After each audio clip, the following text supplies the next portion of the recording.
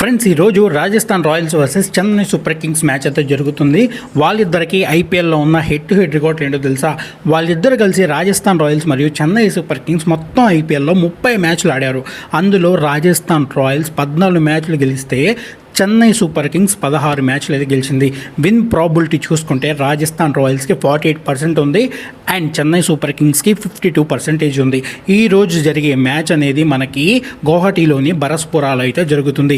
ఇక్కడ average first inning score వచ్చేటప్పటికి 160 నుంచి 179 మధ్యలో ఉంది. సో ఈ రోజు కూడా మనం ఎక్స్పెక్ట్ చేయొచ్చు 175 ప్లస్ రన్సే స్కోర్ చేస్తారు అని.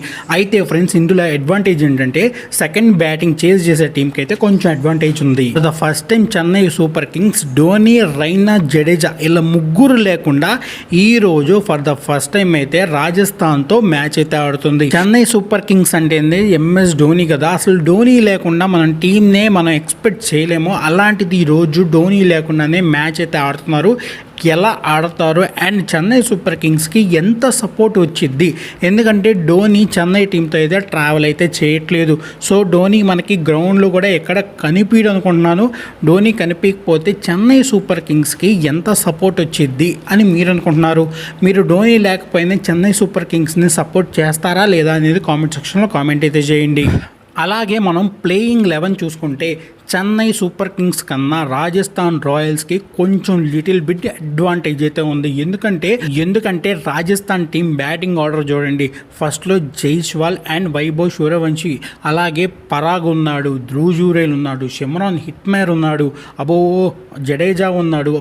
చాలా వరకు బ్యాటింగ్ డెప్త్ అయితే రాజస్థాన్కి ఉంది. అలాగే బౌలింగ్ చూడండి, రియాన్ పరాగ్ బౌలింగ్ వేయగలడు అండ్ రవి బిష్నాయ్ ఉన్నాడు, సందీప్ శర్మ ఉన్నాడు, రవీంద్ర జడేజా కూడా బౌలింగ్ చేస్తాడు.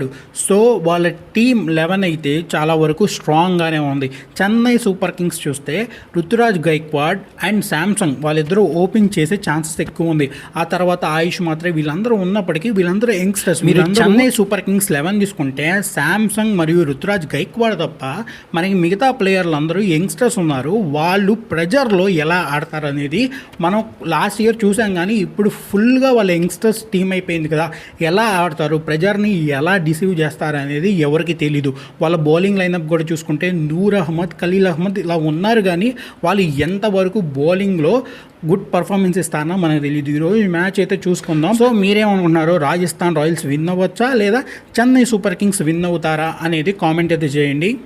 వీడియో నచ్చితే లైక్ చేయండి అండ్ మరిన్ని వీడియోస్ కోసం మన ఛానల్ సబ్స్క్రైబ్ అయితే చేయండి.